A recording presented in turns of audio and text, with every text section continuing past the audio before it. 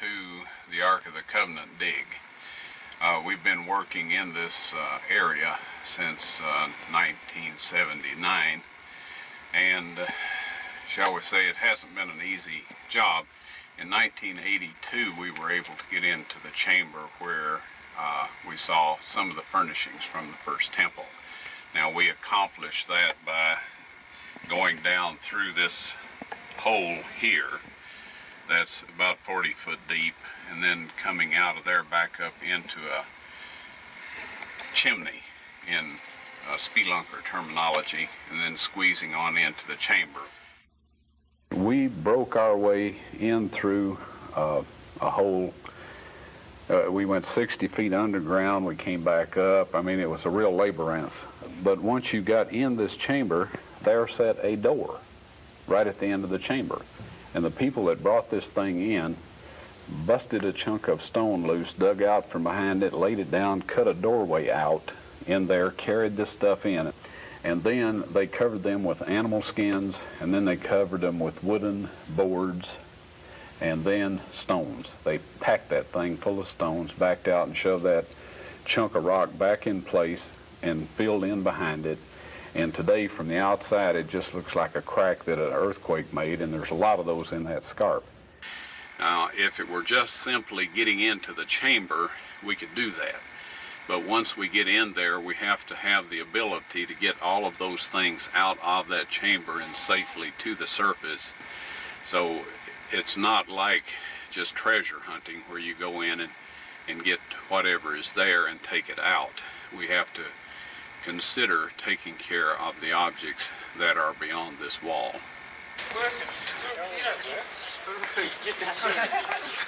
And we're bringing the radar scanning equipment out of the hotel here.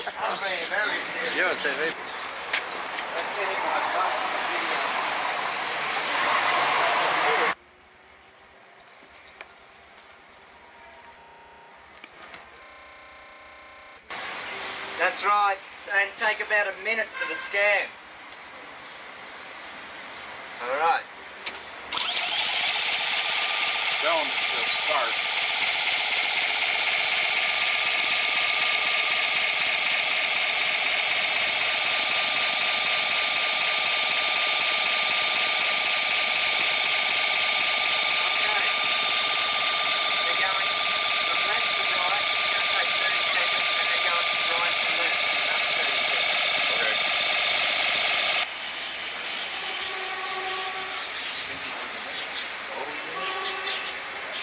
You can see the excavation site's kind of hid by these bushes, so a lot of people as they walk along this path don't necessarily see it, but sometimes they'll hear the noise.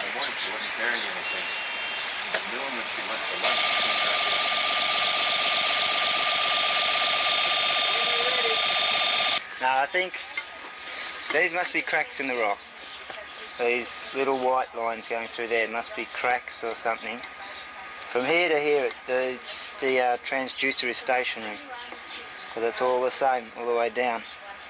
And it looks like there's a cavern there, which I don't know what scale he had it on, so you can work out how deep it is from the surface, or from where the transducer is to the cavern, if you know what scale and you've calibrated to that scale.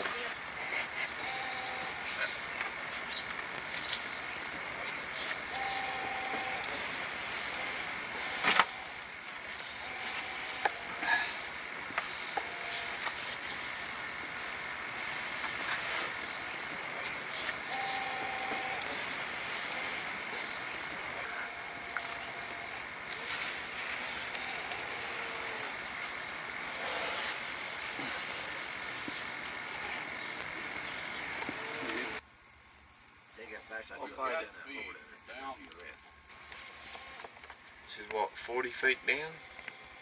Roughly, yeah. 44 feet down? Old wall we found. All digging down.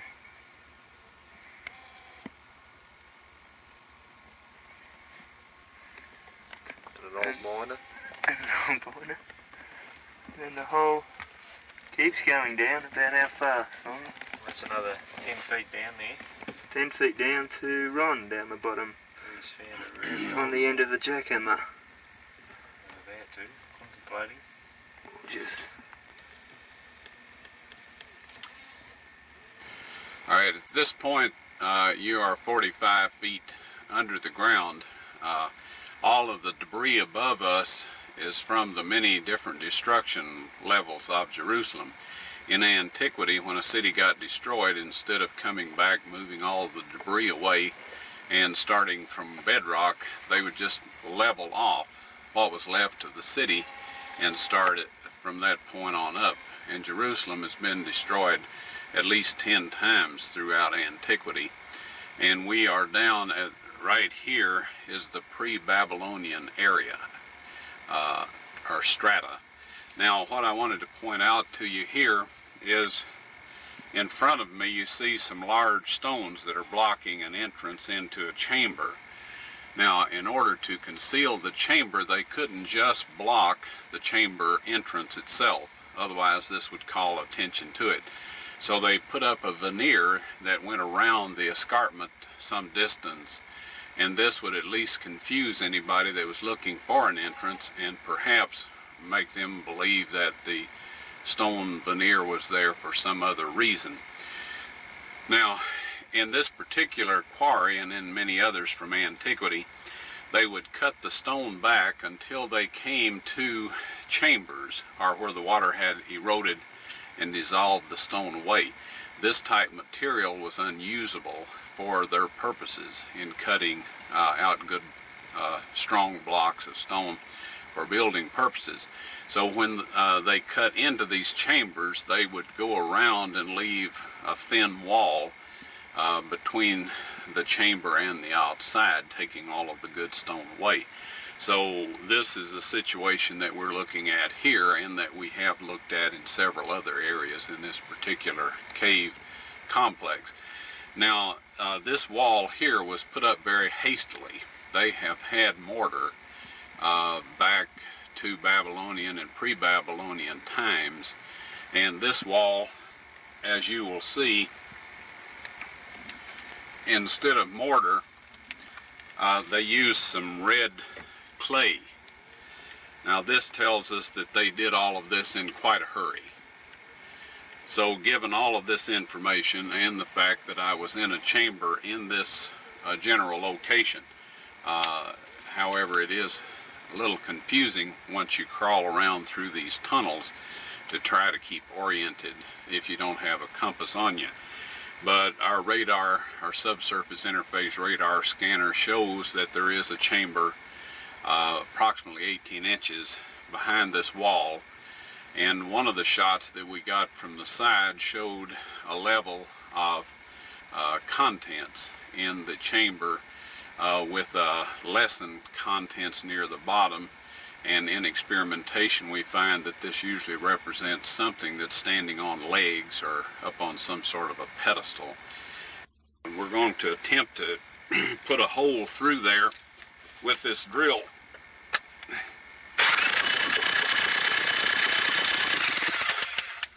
Alright, now as we're down here with a lot of debris over us, quite enough to bury us, and some future archaeologist, if time lasts long enough, would find our remains, that is too much vibration down in this area and would trigger earth slides, which we have experienced several of. So You can see this is teensy. This is frightening.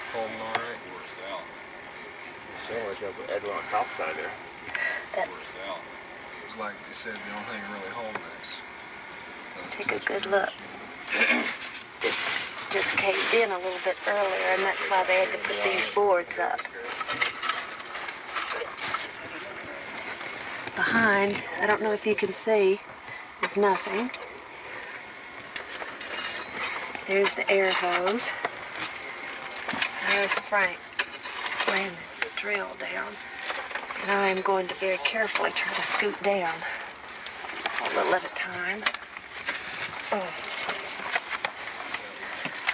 You can see it's straight down. There's Frank with a bucket of rocks.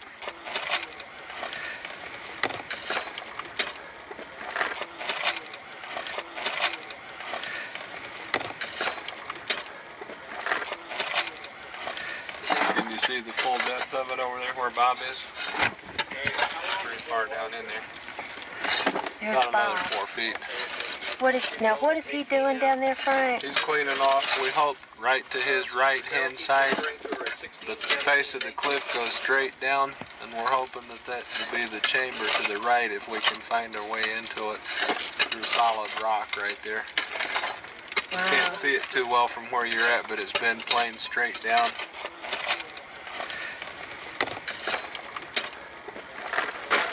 Over here to my left is where we had the cave in, where all this is missing. Right there. I don't know if this is recording very well or not. Looks like I'm fogged up, but you can see I am in a very confined space. And these guys have been working in here non-stop, day after day. Probably try to find the entrance, because to use a jackhammer with all this loose material would be almost impossible. We've already had one cave in. Yeah. So we'll have to go for finding some way into it, if we can, like a door or some kind of an entrance to it. It's hard to believe, isn't it? I think I probably better call it quits and back up behind me and exit so they can get someone in here to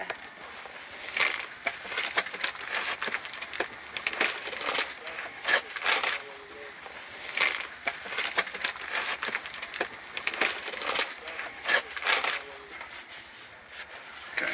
You see the wall and all that? Well, yeah, I didn't go, very far. Yeah. I just went down to about there. Okay. But you did Far see the enough. wall. Yeah. You can see how small that hole is.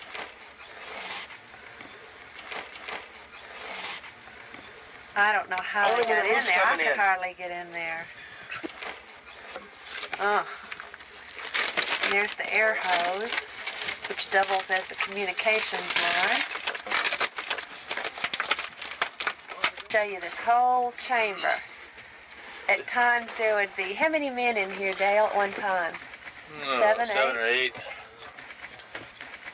And I'm looking straight up now. Uh-oh, I hear... Bucket coming up. Oh, bucket. Yeah, now this is what they do. They haul the buckets up, and then You got my thumb they in put there. them, Okay, go ahead. Dale puts them on, Did you oh. and Ed up there is hoisting it up through the hole. And Simon's grabbing it and handing it to Nathan. And Nathan's giving it to Mark, who's hauling it off to the dump. Pull. Dale, you got any buckets empty out there? Yep.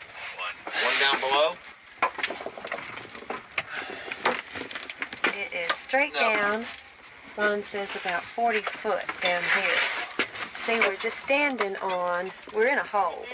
We're standing on boards that have been laid across to the ledges. Oh. Coming down? All right. That's how the buckets come down. Is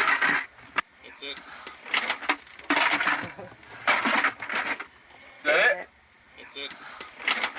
I missed that, but they just toss them down the hole. First time in 10 months.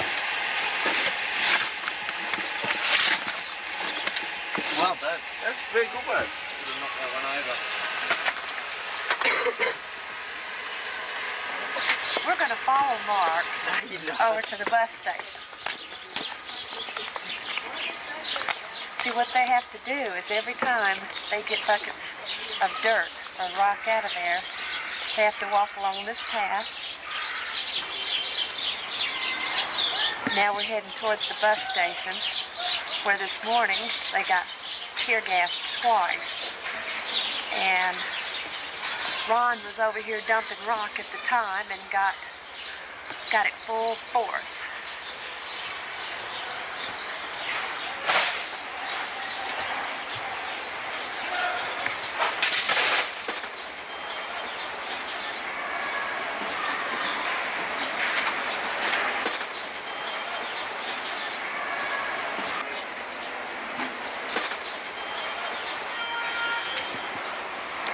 this is where they dump. You can see it's quite full.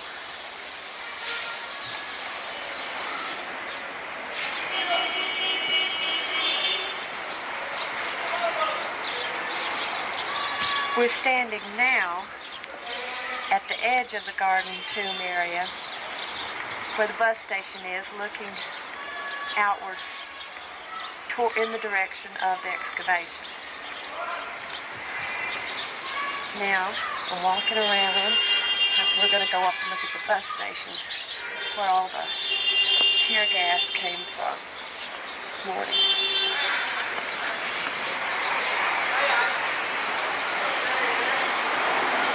There it is. I'll get over here in a better position. If I fall, I think it is straight down.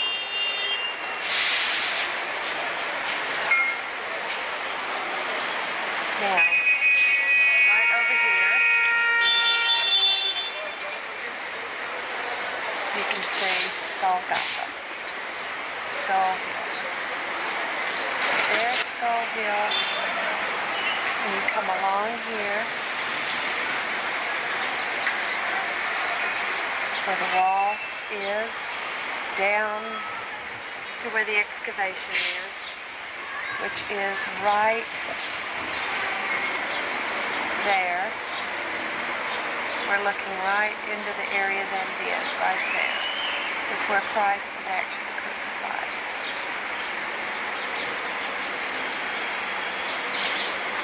And then right around the corner is his tomb.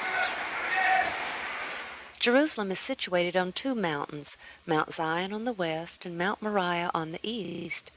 Moriah extends from the Temple Mount on the south end and continues beyond the city wall to the north. In ancient times, a dry moat was cut through this mountain to prevent invading armies from easily entering the city from the north. The northern part of the mountain, located outside of the city, was then used at some point in time as a quarry, and where the mountain was cut away is very visible. Along the escarpment or cliff face which was formed when it was quarried is located the tomb. Also along this escarpment is the well-known skull face. And between the skull face and the tomb is the site Ron Wyatt pointed to in 1978 when he said that's Jeremiah's grotto and the Ark of the Covenant is in there. North of the city wall of Jerusalem sits a beautiful garden. Within this garden is the tomb known as the Garden Tomb, chiseled into the rock of the northern part of Mount Moriah. Okay, now we're going to go in.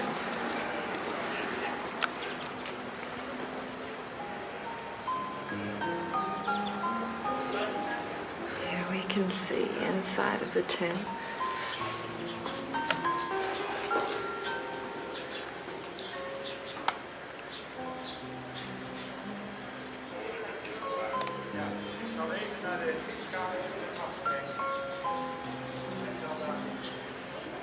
It's a very old cross.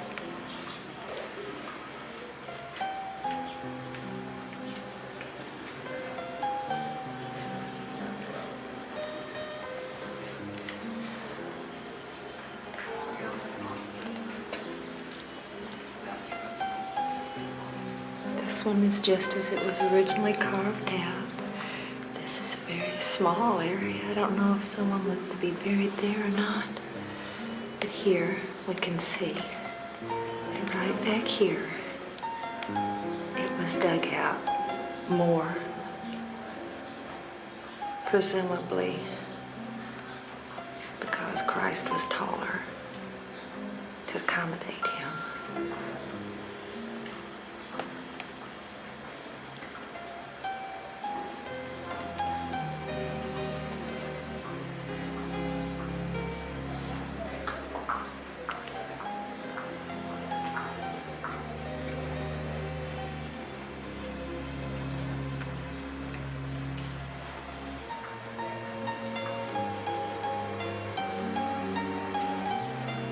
There's the air shaft.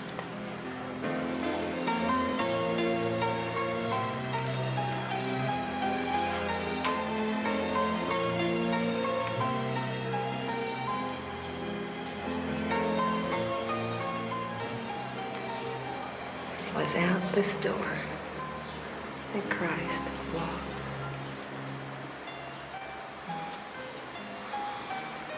Walked on this floor.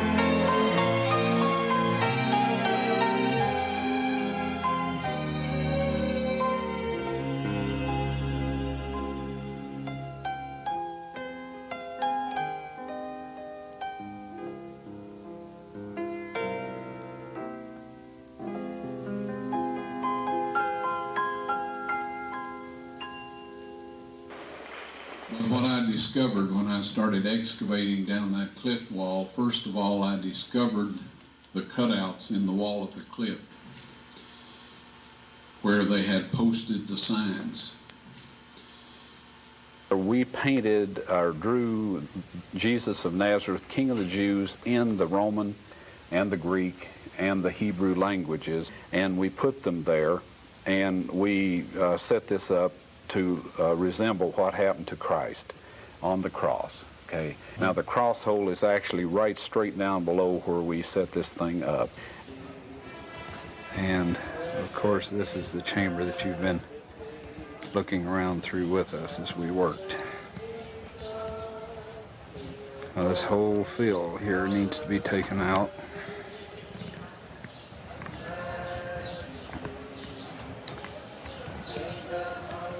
Here we have niches. These are where the titles of the criminals that were crucified were placed, the name and what they were accused of. This is one right here. And then there's one right up there. And then, of course, there's one right under that rubble right there that we have filmed before. All of that needs to come out, and right back directly behind and under all of that rubble is a cross hole right directly below the center line of these niches. And then out from that is a first century Christian church, and the massive 13-foot 2-inch stone that sealed the sepulcher that Christ was buried in is affixed into the wall of that first century church that's buried on this site. And this then is the Calvary Scarp, or escarpment, the place outside the city on the north side where most of the traffic passed through that criminals were executed.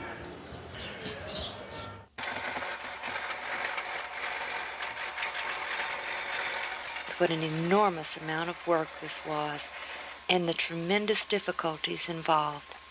The maze of tunnels seemed endless, as did the many tons of rock and rubble that was removed over the years of work there.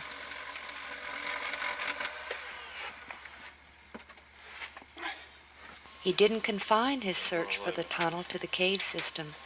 He believed for various reasons that it most likely had its beginning in Zedekiah's cave, the huge ancient quarry underneath the old city, carved out of the southern portion of Mount Moriah. He found a tunnel entrance sealed with blocks which appeared to be heading in the correct direction.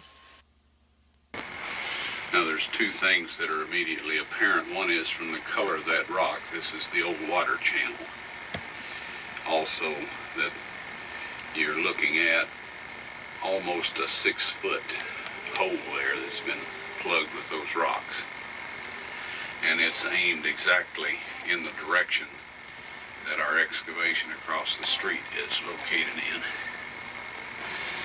Now here's another thing that wasn't noticed.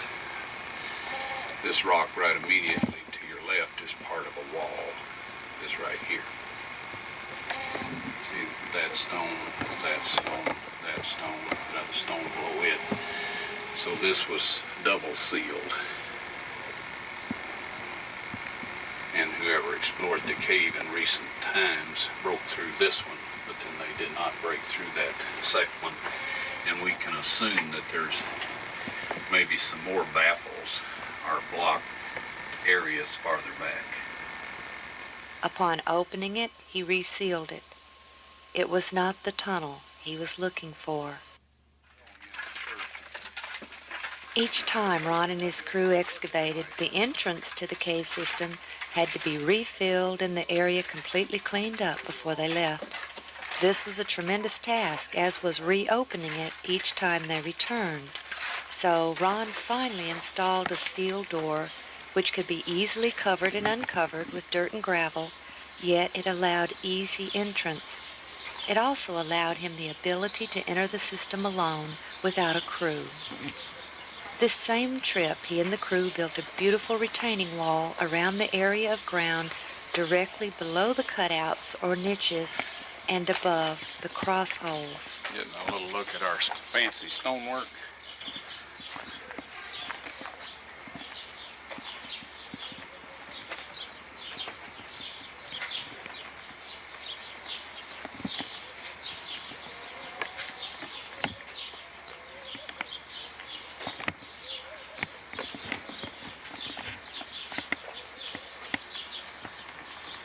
Ron continued to persist and spent every spare moment and every spare dime in his search for the tunnel. Perhaps it was inevitable that the day would come when he became discouraged. Someone uninvited showed up when he arrived to resume work there. In the following, as Ron relates what happened next, the camera battery died unexpectedly, which is why it is edited. And when I arrived at the Jerusalem Hotel, sitting on the front stoop was this medical doctor who said, "Ron, I'm here to help you." Well, bless his heart, he hadn't asked my permission or anything, said nothing, he just popped up. Well, that makes me rather unlikely to give him the combination to the vault, if you know what I mean. And so, anyway, I was convinced that one of my dumb mistakes had been too many, and that God couldn't use me anymore. So he'd sent this fellow there so I couldn't work on the Ark of the Covenant. And he would have had to share my experiences in order to know what a crushing blow that was. See, I know I'm unworthy. And I thought, okay, finally you messed up and you're out of it. I said a little prayer. I said, Lord, I'm sorry. If there's anything I can help, whoever you want to finish the job, just let me know and I'll do what I can. Well, I couldn't work on the Ark of the Covenant with that guy around, so we volunteered to clean the garden tube. In the back part of it, there was about 100 years worth of garbage and one thing and another that had just been thrown back there over the years. So we hauled out of there something like 20 big truckloads of trash. And it was hot that September, blistering hot. And I had gotten a little fan to get some air stirring, and the fan died. Well, added on the rest of my miseries, that was almost too much. You know, you remember the story of Jonah and his gourd vine? I could sympathize with him at that point in time. Anyway, I told everybody else, I said, look, just find you a shade somewhere and eat your lunches. And I'll try to fix the fan. So I just sat down on the sidewalk. Anyway, I was sitting down there working on this fan. And a voice said to me, God bless you and what you're doing here. So I looked up, and this being was up on this landing, the top of those stairs. Looked exactly like I figured Christ would have looked. And the outfit that he had on was not exactly like the Muslims wear today, but it was closer to that than it was anything else I had seen. So I said, "Are you from around here, sir?" And he said, "No." And I said, "Well, then you're a tourist." And he said, "No." And I thought, well, he doesn't want to talk with me. Obviously, I didn't know what else to say. And then he said, "I'm on my way from South Africa to the New Jerusalem." Well, that certainly eliminated a whole lot of possibilities there. Immediately, that proved that he was a heavenly being. And I just sat there, couldn't say anything, and he just continued to look at me. He said, "God bless you."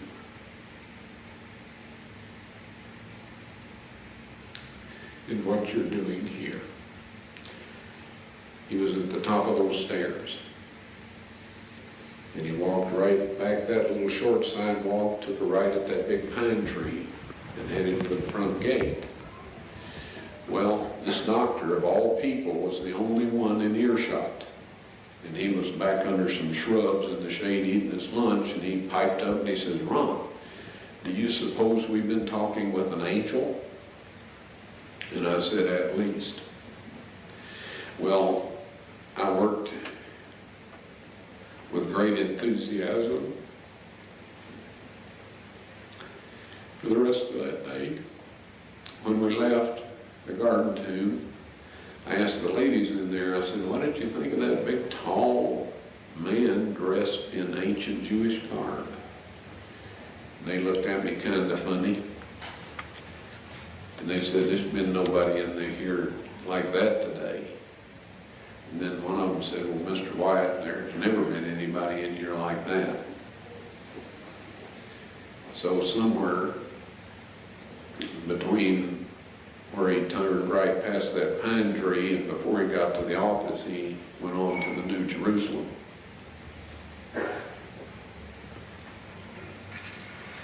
The uninvited guest eventually left, and they were able to resume work for a brief time.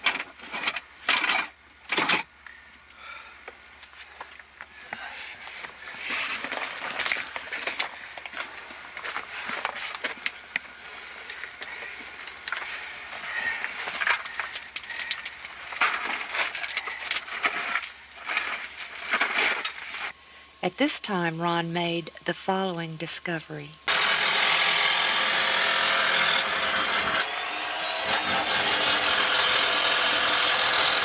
Just a brief look around the surrounding areas here to identify the location of this site. Down to the left, of course, is down where the work's being done in the excavation. As you hear the electric jackhammer, we have been probing around up here by the cross hole, and just immediately to the left of the film container, you see some dark pigmented material. Now this appears to be dried blood, but we do plan to put some of this in the film case and take it back and have it analyzed to see if it is blood. Now this is right under the cutouts where Christ was crucified and near the cross hole that we believe to be the one he was crucified on.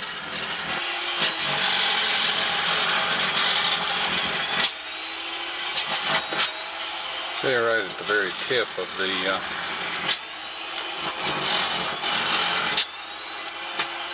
tab, there's some more of this real dark material. as soon as it's exposed to the light, it begins to turn a lighter brown. And this is typical of very old blood. So we'll take some more of this sample here. And it seems to have come down through this area here, as we've collected it all the way along and down into this crevice that communicates with the chamber that the Ark of the Covenant's in. It comes right down through here and down this way and around through a crack right in here and down through this area.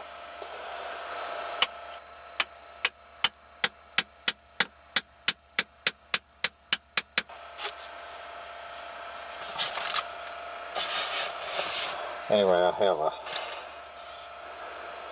several samples of it that I have taken. For many years the specimen sat untouched. Then in 1996, when Ron was in Great Britain, Richard and Elizabeth Reeves and their sons came to Nashville to our home. Richard had a new, unique, and very powerful microscope he wanted to show us. Leviticus 17:14 informs us that the life of all flesh is the blood thereof. Once again, scientists are finding out that the truths of Scripture are far more literal than they ever imagined. Tiny particles have been discovered in blood that are seemingly indestructible.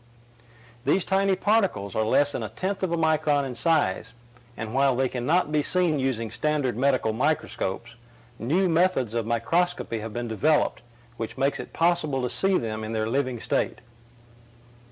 The French scientist Gaston Naessens designed special microscope components that would allow him to see these particles, which he entitled somatids, meaning the body that creates.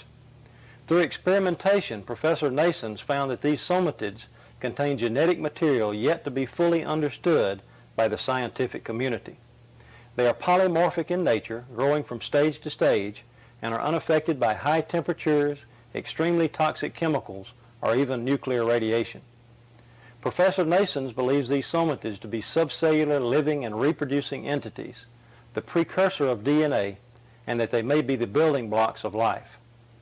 About 6 years ago, I learned about these particles as a result of some research that I was conducting, which was totally non-related to archaeology. At that time, I was using a standard medical microscope, and while I could not see these particles, I knew they had to be there.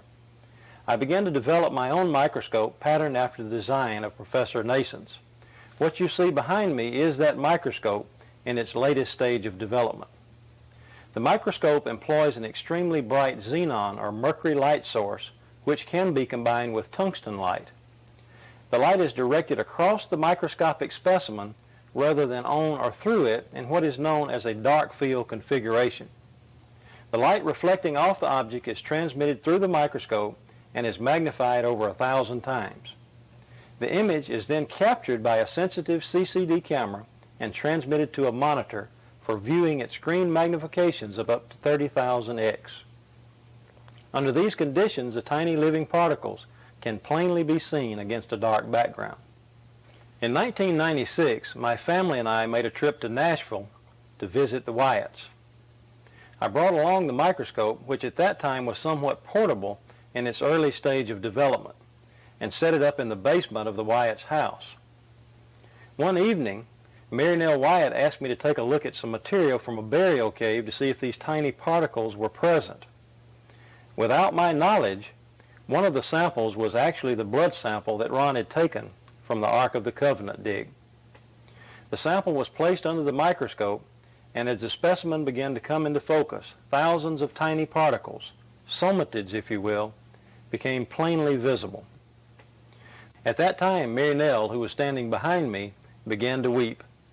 As I turned around and saw the expression on her face, I realized immediately that the sample we were looking at was actually the sample that Ron had found to be the blood of Christ. Okay, Mary Nell's going to take the sample and mix it with sterile water.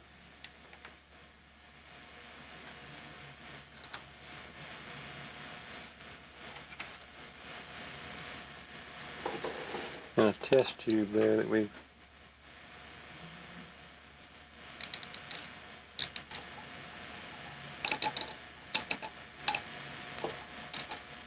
That'll be enough.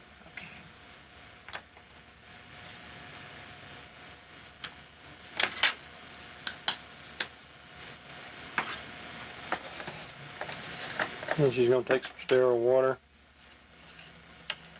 and put a little bit, just some drops, all we need, Mary Nell.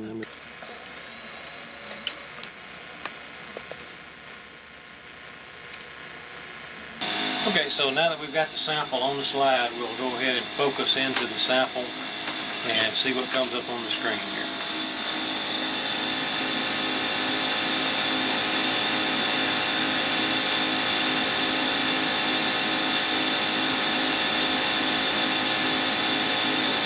And there they are, thousands of living particles, less than a quarter of a micron in size. The spores are maybe a half micron, and but most of those little particles that you're looking at is 17,000 x magnified on the screen 17,000 times. You know, in the Bible it tells us that the life is in the blood, and there's little living particles that most people are unaware that are there.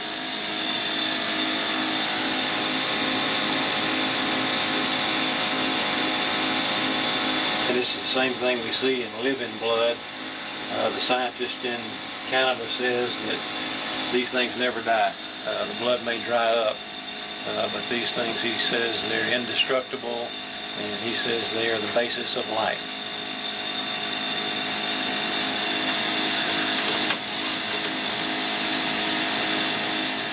The results we obtained in no way can be said to be proof that the specimen was the blood of Christ, but based on the location from which the specimen came, we believe it was what Ron believed it was. Years earlier, Ron had taken a blood specimen from the lid of the case which contained the Ark of the Covenant. The blood of Christ is only dried out, folks. It's not dead.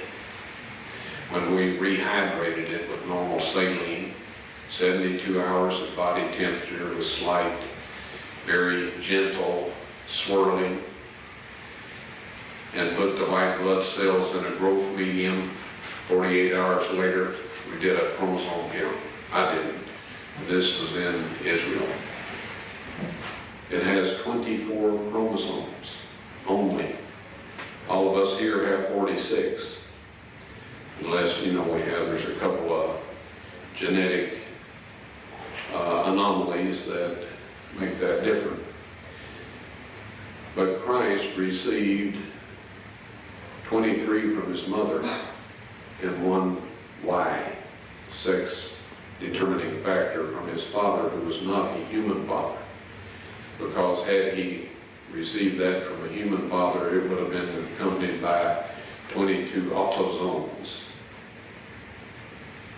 Now what this basically means is that his height, his eye color, his hair color, and all of this was supplied from the genes of his mother's gene pool. However, Mary and Joseph both descended from David, but none of us have 24 chromosomes. Well, they knew. They told me before I asked them when I asked them to perform this investigation, that dried blood, you can't get a chromosome count on it because the white blood cells have to be alive and well in order to do that. You can get DNA, you can get some other things, but you can't have a chromosome count. So this blood is unique, and it is Christ's blood. And that's With no explanations from Ron, the excavation suddenly came to a stop. On a later trip to Jerusalem, Ron entered the cave system alone through the middle door, and for the first time in quite a while he re-entered the chamber with the Ark of the Covenant. To his utter surprise and disbelief, he found the chamber had been completely cleaned out and all the items from the temple were set up. No longer was the Ark in the stone case. The chamber where I found the Ark of the Covenant has since been perfectly cleaned out. And the Ark of the Covenant, the table of showbread, the candlestick, the golden altar of incense, they're all set out as they were in the earthly temple, except that the Ark of the Covenant is setting against a 12-foot long and 18-foot wide or high wall. He found the original tunnel was also cleaned out, and he followed it to discover that it did indeed open into Zedekiah's cave. It was not the tunnel he and his crew had opened earlier. In the following years, Ron entered the chamber with the ark a number of times. Yes, the tables of stone were found in the Ark of the Covenant. I removed them with the assistance of 4 angels who lifted the mercy seat, which I would estimate weighs about 900 pounds of solid gold. And one of these angels told me to take the tables of stone out of there. He said God wants everyone to see those. And so I took them out, backed up, stood there, frozen in place, and I just can't describe my physical state or mental state or anything else. If I didn't have some physical evidence to prove it happened, I think I had a dream or something. But anyway, they're on a stone ledge right in the same chamber. That's where the angel put them after I handed them to him. I didn't know what to do with them. And I was told that these are to be presented with the blood evidence when the mark of the beast law is passed or enforced. Now, I know everybody wonders about what it is, the mark of the beast. You've heard all kinds of rumors, stories, and all of this. I'll tell you quick and simple. If you keep the 10 Commandments that God wrote upon those tables of stone, and about which he says in Psalms 89 and 34, those of you that are writing down text, you'll want this one. He says, my covenant will I not break, nor alter the thing that has gone out of my lips. He spoke the 10 Commandments from the mountaintop. He wrote them in stone, and he says, nothing will change. Right?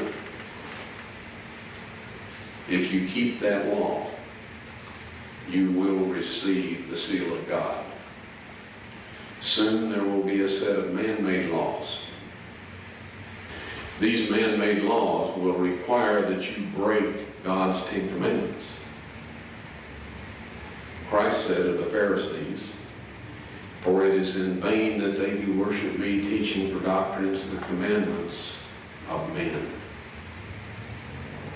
If you keep those man-made laws and break God's 10 Commandments, you will receive the mark of the beast. The blood of his Son on the mercy seat at the Ark of the Covenant.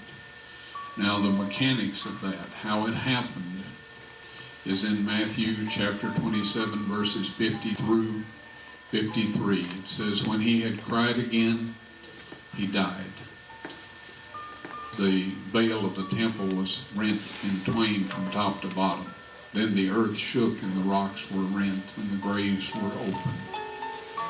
When the rocks rent, the cliff behind where Christ was being crucified split all the way down, right past the left side of the cross hole and down into the chamber where God had hidden the Ark of the Covenant some 600 years before.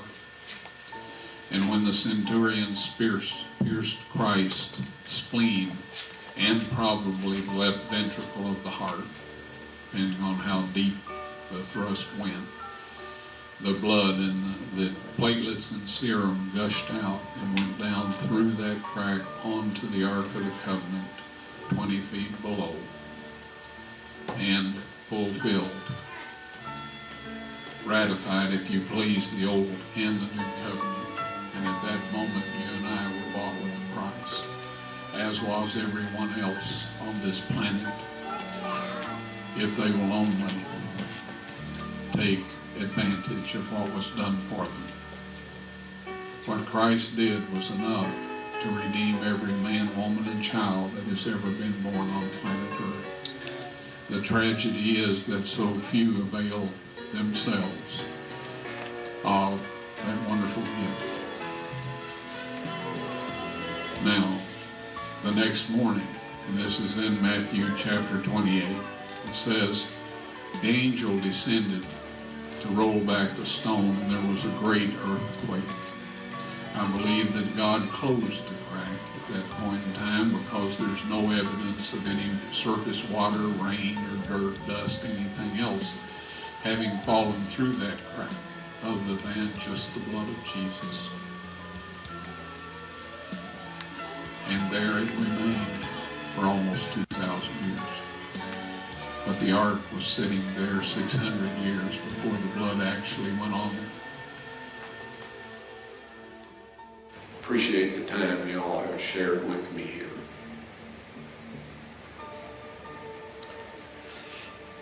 When I get to heaven, I'm going to look around and I want to see every one of you there. You can make it with God's help. Please, don't let all of that go to waste. Please, take advantage of that wonderful opportunity.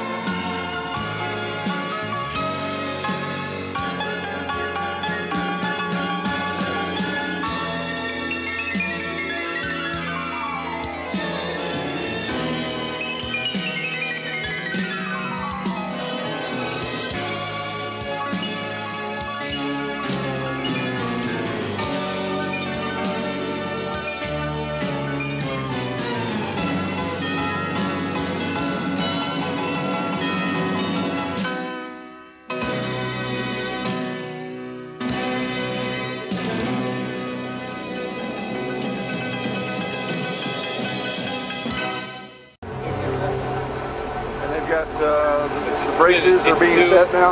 It's too dangerous. I hope they will do roofing or something like that. Yeah. Can we go do the shoring tonight? Over a week into the excavation, the team had just reached the point where research could begin. After meeting with Yehiel, permission was granted for the necessary shoring to be installed in the evening hours. Time was of the essence, and dinner could wait. As dimensions are radioed to the surface, pieces are cut to length and pass through the narrow openings for assembly in the caverns below. Good. Okay, got another one? Another board? Take it, where we have our stuff on the shelf, take it up above that shelf and it'll float all the way back over there. You put it down in that hole. I got too many bodies in the way here. Hang on. Working under an extremely fragile ceiling, the shoring roof is lifted into position. Twist it a little. Once in place, adjustable steel jack screws would be inserted into and attached to notches in the wooden beams. Soon, the work could continue under somewhat more secure conditions. Until that time, one could not help but ponder the gigantic boulders above their heads. That one is a big one, really. Oh, yeah. We took this down from about right here. When we first came in, it was about right here. Wouldn't you say? Up there on the top. More. Even a lot higher than More. that. Okay. Is that what Gary's preaching? Anyway, higher than this when we came in. We've taken it down to here. We started back the other way cleaning. We cleaned down to bedrock all the way down to here. There was a rope coming around here, and that rope is in the video when Ron took the blood sample. We have a crevice that exactly matches our pictures we've been showing people for 15, 20 years. The angles are right. In the video, when Ron takes the blood sample, we see this rope. The rope has been in exactly the right place. We know this is the chamber, not anywhere else, not up higher. We know this is it because of what we see in the video. And Marinelle knows now that when Ron told her she was sitting on top of it, where it was, and Ron says, and right down there is where they're working, and points right down here to there. So we know beyond a shadow of a doubt, this is the room, this is the angles, and this is the place. Now I want to talk. Okay. Okay, and it was either December of '88 or January of '89 when I came in here and filmed. I came in through the hole, which is directly behind you, and I sat approximately where you are right now and filmed. Okay. And that's the video. Here's the hole. That's the video that's in our Ark of the Covenant video. And I'm sitting and here. Frank Sheffield was sitting about right here. Okay. And this was, if I remember correctly, there was a little more space there, but not much. But anyhow, I was filming, and I'm looking around, I'm filming down here. And at one point, let's see, Bob Merle was down here, and I scooted down here, and I put my foot on this. I remember that. And filmed. You said the only thing really holding is Take a good look. This just caved in a little bit earlier, and that's why they had to put these boards up. Behind, I don't know if you can see, there's nothing. There's the air hose. There's Frank laying the drill down. And I am going to very carefully try to scoot down a little at a time.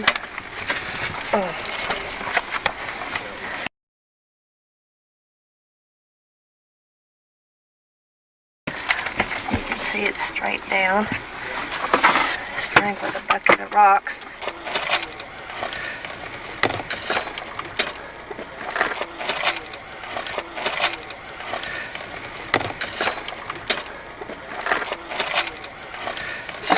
see the full depth of it over there where Bob is? It's pretty far down in there.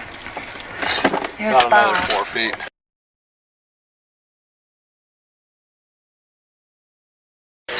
What is he doing down there, Frank? He's cleaning off, we hope, right to his right-hand side. The face of the cliff goes straight down, and we're hoping that that will be the chamber to the right if we can find our way into it through solid rock right there. Wow. You can't see it too well from where you're at, but it's been plain straight down.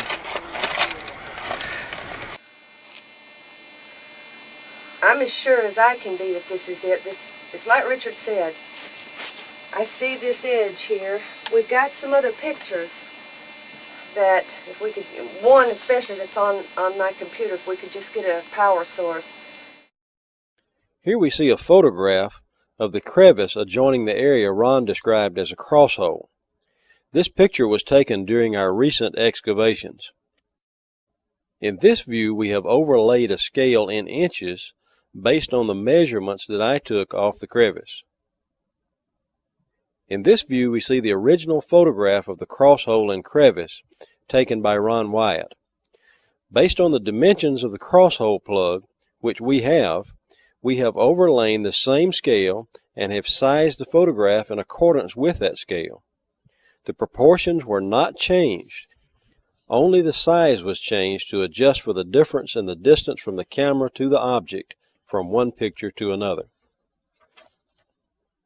As you can see, when we fade from one photograph to the other, the shape and scale of what is seen in both photographs is identical.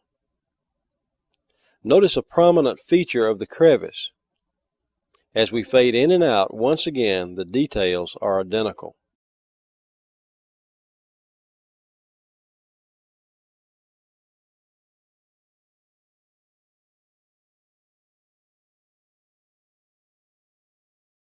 Here we have outlined the outer edge of the cross hole. By superimposing that outline on the recent photo, we can see a perfect match in every case.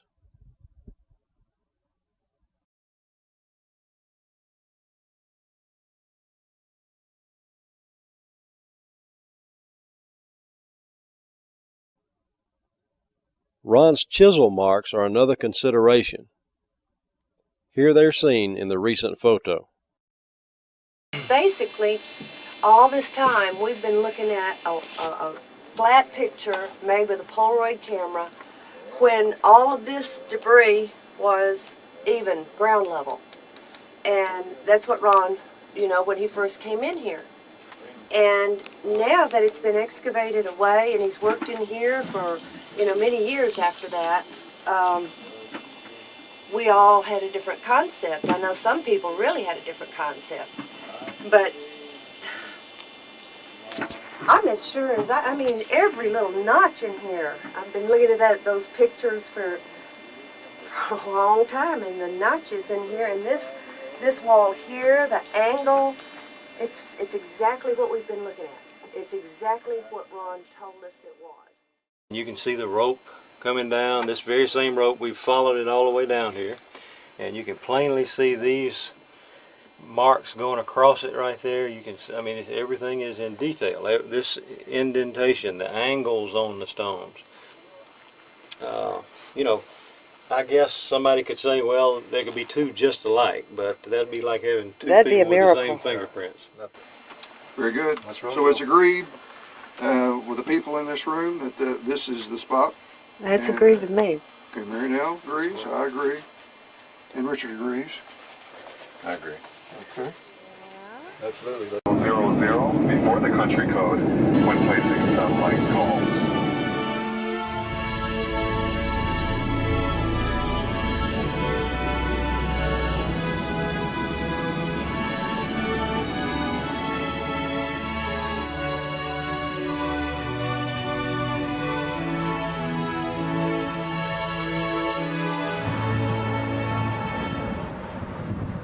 In the United States, Ron has artifacts and information on display from his fieldwork.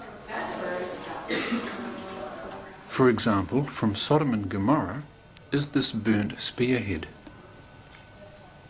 and this burnt bone.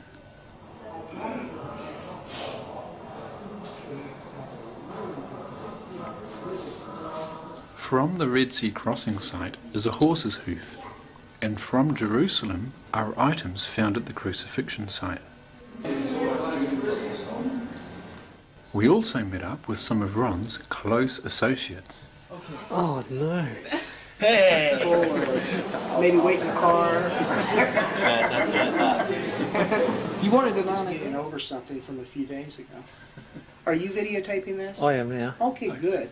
Okay, what this is it's a stalactite, which is approximately 11 to 12 inches long. And this was the stalactite that was hanging down in front of the chamber, or the entrance into the chamber where Ron first entered and found the Ark of the Covenant. And he broke it off, and you can see where it's broken right here. If you can get that in the proper light. You can see where it's broken off. He broke that off so that the little Arab boy that was with him could get into the chamber. And of course, I believe later, if I remember the story correctly, he had to enlarge the hole a little bit so he could get in. But this is the stalactite from that cave. Now tell us what this is. Let me put this away. The seal stone that was in the cross hole that we believe held the cross of Christ. And they used these seal stones to plug the hole when it wasn't being used, so that in between uses it wouldn't fill up with debris and everything, because then you couldn't get anything in it. And a 12-inch square hole would be very difficult to dig the debris and everything out. It was approximately about 2 2.5 feet deep. I think it was 28 inches, something like that. Okay. Do you know which way up it went? Was it this way up or I believe this way up? I believe it was like this, and the reason I say that is because you can see the seepage here. It's kind of a concretion where it was sitting like this, and the moisture formed on the bottom. Okay. But that's just a speculation on my part. I believe it was That like way up. this. Okay. And it's approximately 12 inches by 13 inches. It's not quite square. It's a little bit longer this way than it is that way. And that fit securely in the hole so that the Yeah, in cross... fact, on the video, you can see it sitting in the hole. Okay. I believe in one of the video shots. So the upright being for the cross, that's about the rough dimensions it would have been. Would have been approximately, yeah, probably about 12 by 12. Okay. Ron's work in Turkey led to government recognition of the site of Noah's Ark. Ron has some significant artifacts from this site. This is deck timber that was taken from near the back of Noah's Ark. Ron found this on the radar scan, and they dug it up. It's been tested. It contains organic carbon, which is consistent with what you find with petrified wood.